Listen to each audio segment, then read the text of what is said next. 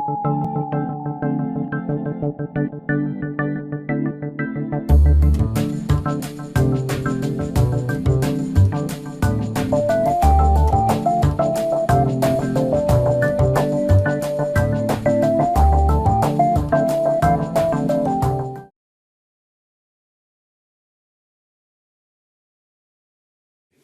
le nom du Seigneur soit béni.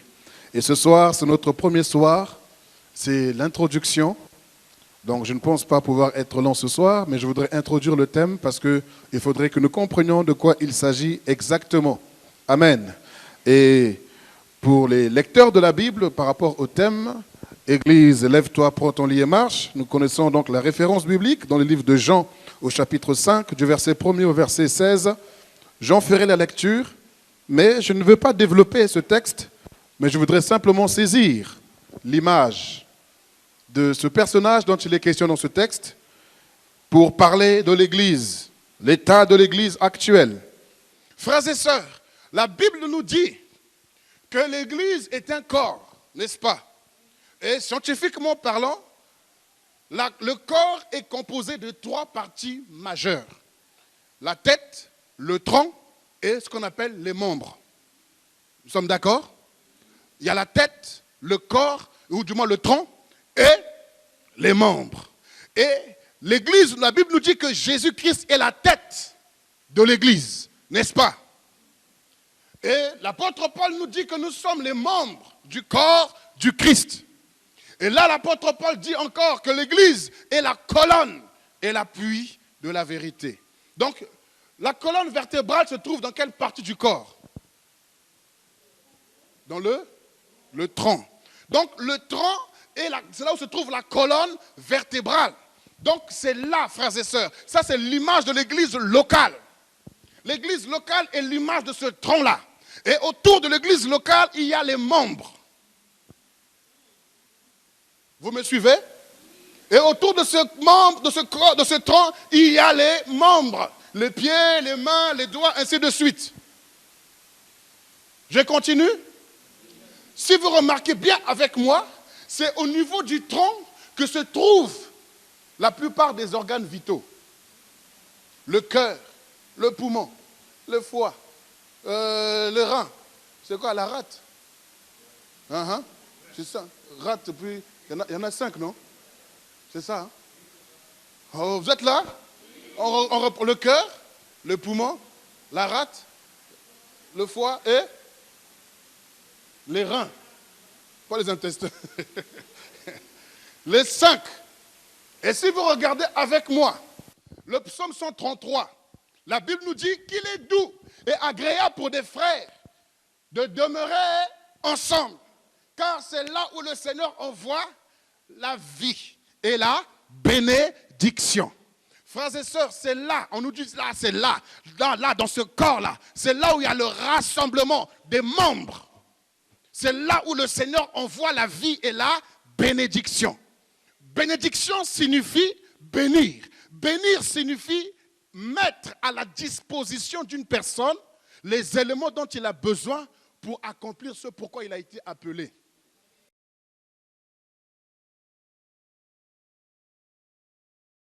Si tu veux travailler dans un milieu hospitalier, tu dois avoir les vaccins appropriés pour pouvoir travailler dans ce milieu.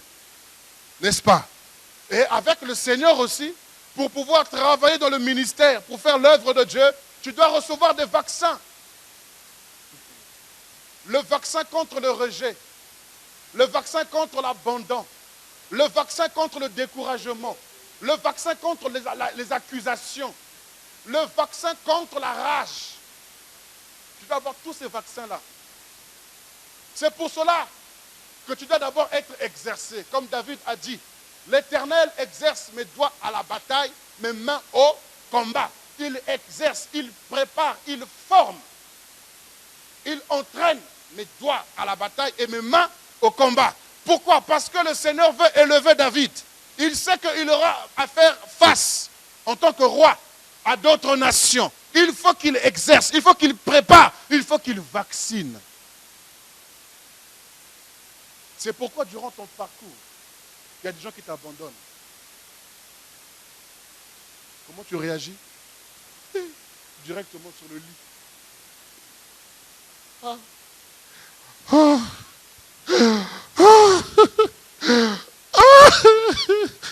Pendant 8 ans, tu pleures. Pourquoi? Abandon. Tu pleures. Ça fait 8 ans. Et qu'est-ce qui se passe? Lorsque vous ne sortez pas de vos blessures, vous ne faites que méditer vos blessures. Et quand vous méditez vos blessures, vous avez un caractère, un comportement, des réactions qui sont contraires même à votre nature. Même vos propres parents qui vous ont mis au monde ne vous reconnaissent plus. Parce que vous ne faites que méditer votre blessure. Quand vous méditez votre blessure, vous avez des pensées. Ces pensées vont déclarer des paroles. Ces paroles vont poser des actes. Et ça devient un caractère en toi. Moi, les gens, maintenant, m'approcher des gens, c'est fini. À dire bonjour aux gens, terminé. Moi. Mais l'apôtre Paul dit, je suis Christ en moi. Ce n'est plus moi. Ce n'est plus. Mais pourquoi vous ne laissez pas Christ parler?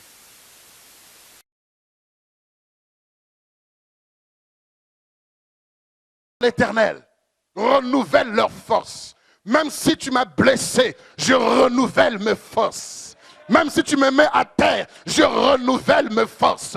Tu peux m'écraser aujourd'hui, mais celui qui restaure, il vit en moi. Si tu peux m'abandonner aujourd'hui, mais celui qui recueille, il vit en moi. Tu peux me tuer aujourd'hui, mais celui qui ressuscite, il est en moi. Parce que mon espérance est en l'Éternel. L'Éternel dit, je célébrerai ton nom au milieu des saints. Ne t'arrête pas. Non. Frères et sœurs, je continuerai toujours à croire en l'église locale. Même s'il y a des fausses églises, ce n'est pas mon problème. Ce sont des détails. Il y a des églises qui sont vraies et qui cherchent vraiment le Seigneur. Et je me connecterai. Le Seigneur me connectera à ces églises-là. N'acceptez pas de rester à la maison, c'est un échec. Et une réussite pour le diable, parce que c'est tout ce qu'il veut, te mettre en dehors du corps. Et toute cellule qui se développe hors du corps est appelée microbe. Lorsque la cellule rentre dans le corps, elle crée des infections, des maladies. Les cellules qui se développent dans le corps sont des anticorps de protection, de sécurité. Silence. Frères et sœurs, n'arrêtez pas votre course. Même si vous êtes blessés, même si vous êtes cloués, même si vous êtes rejetés. Non, la résurrection existe. Et les gens reconnaîtront que tu es certainement servante de Dieu, serviteur de Dieu, que tu es vraiment appelé de Dieu. N'arrête pas ta course, pas délaissé. Viens tel que tu es. Tu voudrais pencher ton cœur devant le Seigneur. Tu voudrais vider ton âme devant le Seigneur, comme l'a fait Anne dans le temple. Tu peux venir sur le devant. Vide ton cœur devant le Seigneur. Là où tu es, mets ta main droite sur ton cœur et commence à parler à ton Dieu. Non, c'est bon. Comme ça, c'est parfait. Approchez-vous du trône, c'est bon. Approchez-vous du trône, comme ça, c'est bon. Parce que vous êtes en train de parler à votre Dieu. Vous consacrez vos cœurs à votre Seigneur. C'est l'image de l'autel, le lieu où on rencontre Dieu, le lieu où on vient vider son cœur devant le Seigneur. Élevons la voix, prions, jouons comme l'église prier ce matin. Je veux t'entendre parler à ton Dieu. Élève la voix, parle au Seigneur.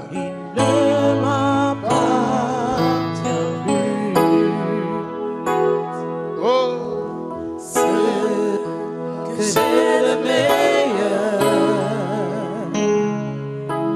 Tout est pour toi, Jésus. Je te donne mon cœur. Alléluia. Je te donne mon cœur. Il ne m'appartient plus. C'est l'offrande de mon